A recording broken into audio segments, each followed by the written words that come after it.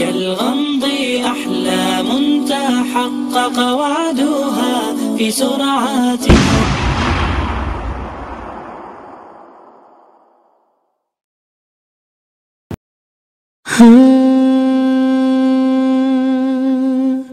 Assalamualaikum.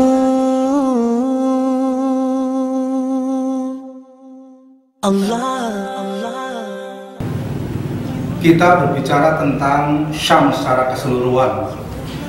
Jadi kita tidak berbicara tentang Syam yang dipecah-pecah oleh perjanjian Balfour dan Sykes-Picot, menjadi Syria, menjadi Jordan, menjadi Lebanon, menjadi Palestina. Palestina sendiri dipecah-pecah lagi hari ini, menjadi tepi barat, menjadi jalur Gaza, dan menjadi daerah pendudukan. Kita tidak berbicara tentang pecahan-pecahan itu, karena itu bermakna kita terpancing oleh cara berpikir Balfour dan Sykes-Picot.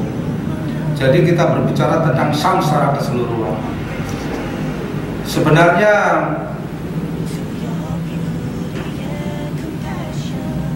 Syam secara keseluruhan,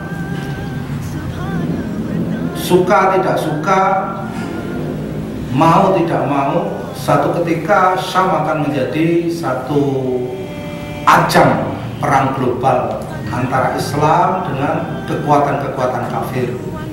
Kalau kekuatan-kekuatan kafir ini dijabarkan, ya, meminjam istilah Syekh Ayman Tuwahiri hafizahullah, yaitu salibis, kemudian Sionis Yahudi, kemudian Ilmani, sekularis, ya, sekularis. Di dalamnya tentunya akan ada Majusi dan beberapa kemungkinan yang lain. Jadi kalau saya melihat keterlibatan Rusia hari ini langsung di wilayah Syria yang merupakan bagian penting daripada Syam, itu merupakan satu keniscayaan sebenarnya. Itu hanya soal waktu saja. Persoalannya adalah di sini bahwa kaum salibis, kaum Yahudi Sionis, kaum sekularis, termasuk di dalamnya Majusi, itu mereka benar-benar sudah mempersiapkan bagaimana mereka akan mendesain Syam sebagai satu ajang perang global antara mereka dengan Islam.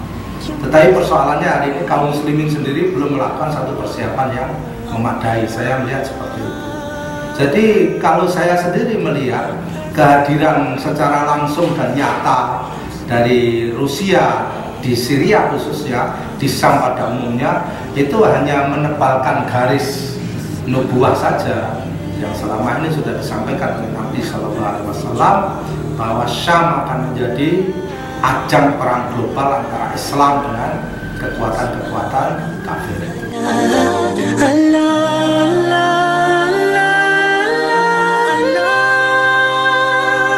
Saya melihat seperti itu, tidak ada sesuatu yang baru. Hanya persoalannya kehadiran langsung Rusia di Syria ini memang kita harapkan akan membangkitkan kesadaran kaum muslimin bahwa mereka berbuat atau tidak berbuat, maka mereka akan tetap menjadi sasaran, ya, dalam masalah ini, yang menjadi sasaran perang global yang direncanakan oleh kekuatan-kekuatan non-muslim, kekuatan-kekuatan kafir itu. Dan sasaran kehormatan yang paling utama dari kaum muslimin adalah di Syam itu sendiri. Saya melihat seperti itu. Jadi tidak ada satu konstelasi baru sebenarnya. Bahkan mungkin pada waktu-waktu yang akan datang, kalau melihat nubuah dan keterangan-keterangan yang lain, mungkin akan bertambah lagi. Bukan hanya Rusia nanti akan terlibat di dalam konflik global di Syam itu sendiri. Saya melihat seperti itu. Allah.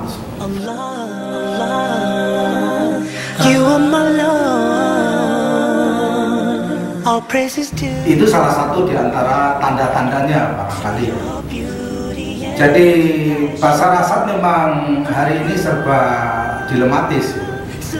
Dia meminta bantuan kepada siapapun itu tidak akan mampu menyelamatkan kekuasaan politiknya di Syria. Karena apa? Karena pihak-pihak yang dia akan jadikan sebagai gantungan untuk membantu dia itu sendiri juga punya kepentingan lain yang tidak sama dengan kepentingan Bashar Assad. Jadi seperti Amerika sendiri melihat Bashar Assad sebagai satu pihak yang tidak mungkin akan bisa melaksanakan agenda mereka, maka mereka ya bagaimana mengupayakan agar Bashar Assad jatuh. Iran sendiri juga sudah mulai berpikir ya bagaimana mencari semacam jagoan baru begitu ya selain Bashar Assad untuk bisa melaksanakan agenda politik mereka di Syria. Nah ini karena tidak ada pilihan-pilihan lain, kemudian Bashar Assad mencoba untuk lari ke Rusia, mendekati Putin dan sebagainya. Ini persoalannya sebenarnya dilematis bagi Bashar Assad. Satu sisi dia harus mempertahankan kekuasaan politiknya, di sisi lain ya dia Rusia sendiri juga punya agenda sendiri. Jika Rusia melihat Bashar Assad sebagai pihak yang bisa melaksanakan agenda politiknya, maka Rusia akan mendukung Bashar Assad. Tetapi kalau tidak, Bashar Assad akan ditinggalkan. Dan itu pekerjaan yang dilakukan oleh Rusia di Afghanistan selama ini. Berganti-ganti kekuasaan, ketika mereka tidak bisa melaksanakan agenda politik Soviet pada waktu itu, maka Soviet akan mengganti dengan orang lain. Begitu seterusnya. Sampai satu ketika perhitungan politik, ekonomi, sosial dan lain-lain tidak menguntungkan, Soviet akan lari meninggalkan pihak yang selama ini dibantu. Pada waktu itu di Afghanistan, Soviet meninggalkan Najibullah. Nanti pada saatnya Soviet ketika Rusia ini ketika tidak menguntungkan secara politik, ekonomi dan lain-lain di Syria, dia juga akan tinggalkan. Apakah itu Bashar Assad atau nanti penggantinya atau siapapun yang dianggap bisa ya diharapkan bisa melaksanakan agenda politiknya, tapi ternyata tidak bisa.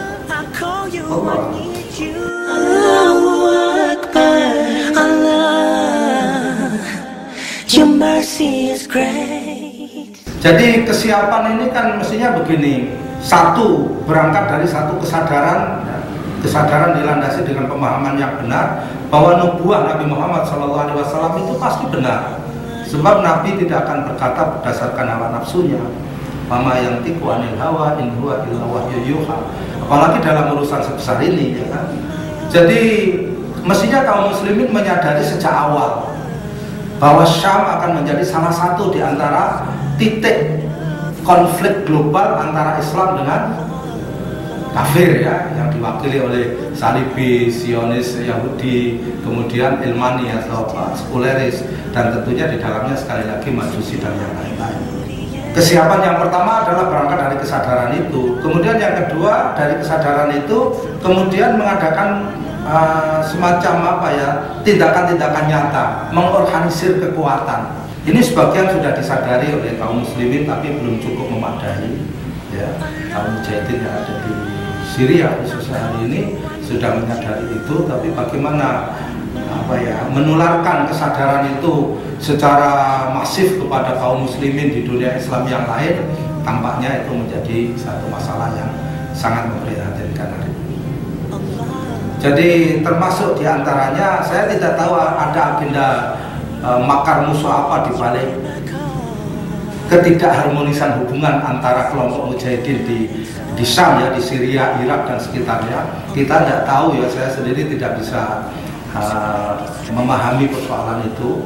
Mestinya kalau mereka siap berangkat dari kesadaran nubuah itu, tidak terjadi pertikaian internal antara mujahidin dalam tanda kutip itu.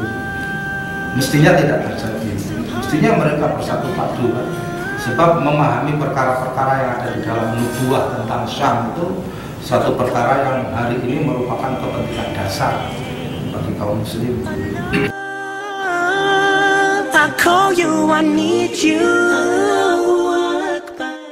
Harapannya tentunya begitu. Kita berharap bahwa semakin banyak ya pihak-pihak kafir, dalam hal ini adalah Ilmani ya, karena yang sudah jelas terlibat kan Salibis sudah jelas terlibat ya, Amerika, Eropa Barat, kemudian Yahudi Zionis sudah jelas terlibat, kemudian Majusi sudah jelas terlibat, kemudian kalau nanti Ilmani yang diwakili oleh Rusia dan yang lain-lain itu nanti terlibat langsung di dalam konflik global yang ada di Syria khususnya dan Syam pada umumnya, itu kita berharap bahwa ini akan menumbuhkan kesadaran di kalangan kaum muslimin pada umumnya, kaum mujahidin yang sekarang ada di Syam pada khususnya, untuk bekerja lebih baik lagi, ya, menyatukan barisan. Sebab apa? Kalau di dalam satu keterangan, itu diterangkan bahwa proses sampai kepada Malhamah Kubro nanti, dan Malhamah Kubro itu di Syam. Proses sampai kepada Malhamah Kubro itu nanti ada Yahdurul Malhamah itu isna asyara malikan mim mulukil a'ajim. Jadi koalisi kafir yang akan hadir di dalam perang, ya, global yang ada di Syam itu nanti, itu ada 12 raja, ya, 12 kerajaan dari kerajaan-kerajaan kafir itu tadi. Itu yang paling kecil, justru tentara yang jumlahnya paling kecil itu tentara Rom. Kita bisa bayangkan, artinya bahwa keterlibatan pihak-pihak itu, ya, tentunya di luar Islam dalam masalah ini, itu sekali lagi menebalkan garis nubuwah yang selama ini dipandang mestinya memang sudah jelas, tapi dipandang samar-samar oleh kaum muslimin, itu menebalkan garis nubuwah. Dan itu kita harapkan akan menumbuhkan kesadaran secara rasional tentunya, kemudian merapikan pekerjaan bukan hanya di kalangan kaum muslimin yang ada di Syam saja, tetapi kaum muslimin di dunia Islam pada bukan hanya kaum mujahidin yang hari ini berjihad di Syria, Irak dan sekitarnya, di Syam, tetapi kaum muslimin pada kita berharap seperti itu. Allah, your mercy is great. Oh. Jadi kalau saya melihat memang, ya, satu perkara bahwa kehadiran secara langsung Rusia dan kekuatan-kekuatan lain, kekuatan sekuler di Syam ini memang menimbulkan satu penderitaan, itu tidak mungkin dihindari, fakta seperti itu. Tapi di sisi lain kita melihat ada hikmah besar, yaitu dengan peristiwa itu Allah mengingatkan kepada kaum muslimin supaya mereka memberikan perhatian serius terhadap Syam. Jadi saya melihat ada dua perkara yang, ya, satu menyakitkan, yang satu sebenarnya memberikan harapan bahwa I'm calling your name, Allah. jadi bagi Rusia sendiri, ya, dihadapkan pada pilihan yang sulit. Kalau mereka tidak terlibat hari ini, sementara Bashar Assad dalam kondisi kritis, ya, maka kalau dia tidak terlibat langsung, katakanlah di Syria pada khususnya, maka ketika Bashar Assad itu jatuh, kemudian koalisi kekafiran yang selama ini terlibat di dalam konflik global yang ada di Syria pada khususnya, itu mereka membagi kue yang ditinggalkan oleh Bashar Assad, maka Rusia tidak mendapat bagian kalau dia tidak terlibat langsung hari ini. Maka dia mau tidak mau dia harus terlibat langsung. Karena apa? Karena itu tadi, kalau nanti misalnya Bashar Assad itu jatuh, perhitungan Rusia tidak kesana tentunya. Kalau Bashar Assad itu tidak jatuh dan dia menjadi pihak yang bisa melaksanakan agenda politik Rusia, maka Rusia mendapat keuntungan besar dari keberadaan Bashar Assad. Begitu juga kalau Bashar Assad itu jatuh, sementara dia sudah pernah terlibat langsung di dalam konflik Syria, maka di dalam perundingan internasional itu biasanya, ya, perundingan rencana jahat Barat terhadap Islam, itu dia punya bergening, punya daya tawar untuk, ya, mendapatkan bagian daripada kue yang ditinggalkan oleh Bashar Assad. Saya melihat seperti itu. Allah, Allah, you are my own. Jadi mengukur mental satu pasukan, ya, katakanlah begitu. Mengukur mental satu pasukan itu tidak berdiri sendiri. Artinya kalau tentara Soviet, pasukan khususnya sekalipun Spetsnaz, ya, itu mentalnya diukur dengan mental pasukan Ukraina misalnya, pasukan khusus Soviet jauh lebih baik. Misalnya diukur dengan mental pasukan khusus Amerika misalnya, masih bisa diadu gitu. Tetapi persoalannya di Afghanistan, Soviet menghadapi mental mujahidin Afghanistan. Jadi ini persoalannya menjadi lain. Mereka menghadapi sekelompok mujahidin yang mempunyai kekuatan iman yang tidak bisa dibandingkan dengan latihan mental yang dilakukan selama ini semasa mereka dalam pendidikan tentara di pasukan khusus Soviet. Maka sampai digambarkan oleh Ustaz Abdul Azam rahimahullah, seandainya pasukan khusus Soviet itu mempunyai tulang dari besi, kemudian berkulit baja, sekalipun mereka tidak akan mampu menghadapi kekokohan dari mujahidin Afgan. Sebab kita bisa melihat bagaimana mujahidin Afgan itu tidak mempunyai makanan sehari-hari, tidak mempunyai harapan dunia apapun, tetapi mereka itu kokoh di dalam mempertahankan akidah mereka. Mereka kokoh bagaimana mereka mempertahankan kemerdekaan mereka, tidak mau dijajah oleh pihak manapun. Jadi kalau kita berbicara tentang mental, memang kalau dibandingkan dengan tentara-tentara nasional selain dari mujahidin yang Spetsnaz itu mempunyai satu mental yang cukup memadai. Sebab kalau kita melihat di antara kuburan-kuburan terbuka yang ada di Afghanistan, kuburan terbuka bagi pasukan khusus Soviet itu mereka berada di puncak-puncak bukit. Jadi kita bisa mendatangi itu dengan susah payah kuburan terbuka mereka. Maknanya bahwa mereka memang disiapkan untuk perang terakhir gitu. Mereka harus bisa memenangkan pertempuran itu atau tidak pernah kembali sama sekali. Artinya doktrinnya sudah cukup baik. Tapi persoalannya itu tadi, mereka menghadapi satu kekuatan akidah yang luar biasa, yang tidak menggantungkan apa-apa dalam perjuangan mereka itu dengan hal-hal yang bersifat dunia. Itu yang menyebabkan pasukan Rusia atau pasukan Soviet pada masa di Afghanistan itu seperti tidak pernah dilatih secara mental di dalam pendidikan menghadapi mujahidin.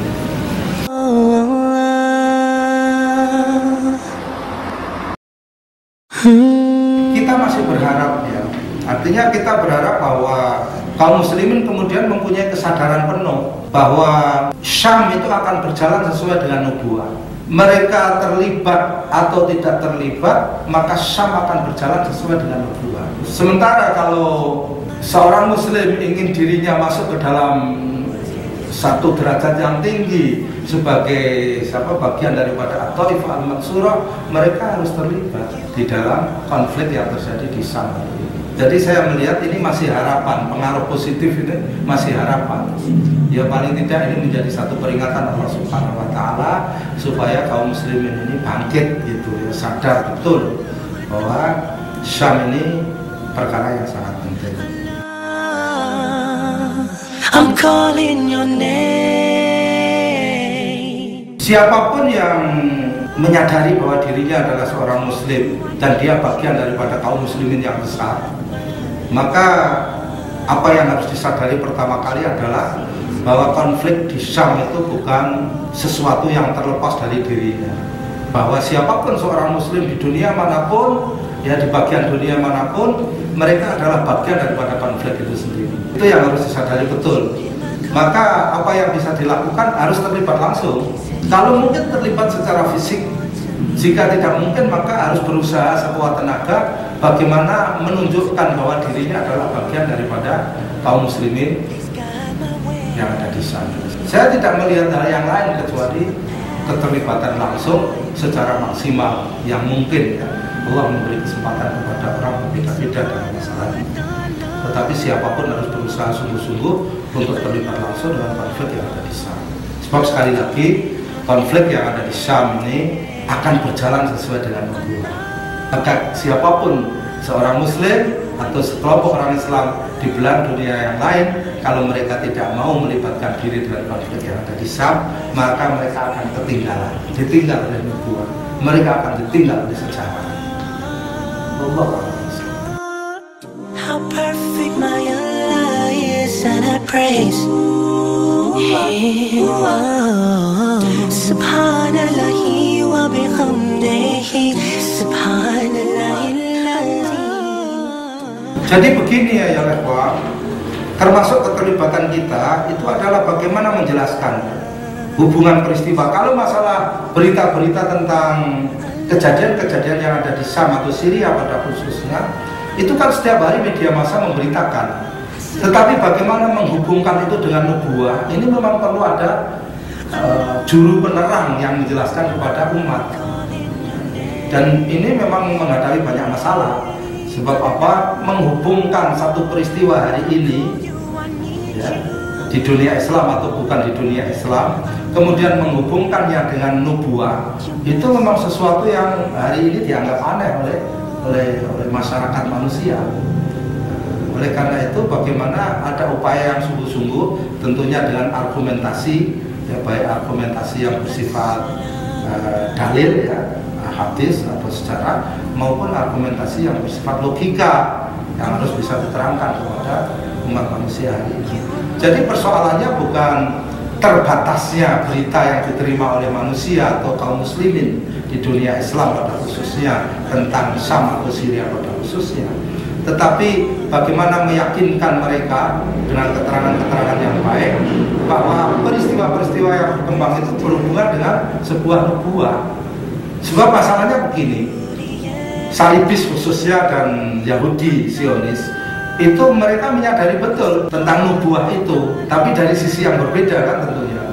Maka mereka mempersiapkan bahwa konflik global antara al-haq dan al-batil dalam pikiran mereka di pihak al-haq tentunya, bahwa konflik global antara Islam dengan mereka ya, itu merupakan satu keniscayaan sejarah. Mereka meyakini itu dan mereka mempersiapkan itu. Kalau kita lihat sejarahnya kan, bagaimana mereka mati-matian mempertahankan Al-Quds ya, bagaimana mereka mencoba untuk mempertahankan kekuasaan mereka di Syam dengan membuat beberapa perjanjian, katakanlah seperti itu ya. Kita sebenarnya tidak setuju dengan kalimat itu, tapi susah mencari padanannya. Jadi perjanjian Balfour, Sykes-Picot dan sebagainya, itu semua kan di dalam rangka untuk mempertahankan kekuasaan mereka. Itu dilandasi dengan satu kesadaran sejarah tentang nubuah itu kan. Jadi kaum muslimin mestinya harus memahami betul dalam masalah ini. Tetapi inilah kesulitan juru penerang yang menjelaskan. Jadi hari ini di samping keterlibatan langsung secara fisik jika mungkin, maka kalau tidak mungkin, masalah yang paling penting yaitu menjelaskan kepada publik khususnya kaum muslimin di seluruh dunia Islam bahwa peristiwa yang terjadi di Syam atau Syria dan sekitarnya, di Syam kita memakai istilah Syam, di Syam itu tidak terlepas dari nubuah. Sekali lagi bahwa apa yang terjadi di Syam itu akan berjalan sesuai dengan nubuah. Kaum muslimin terlibat atau tidak terlibat siapapun di bagian dunia lain, maka apa yang terjadi di Syam akan berjalan sesuai dengan nubuah. Maka pilihan yang tidak ada pilihan lain, ya, pilihan yang paling cerdas, ya kita harus terlibat bagi bagian daripada Al-Taifah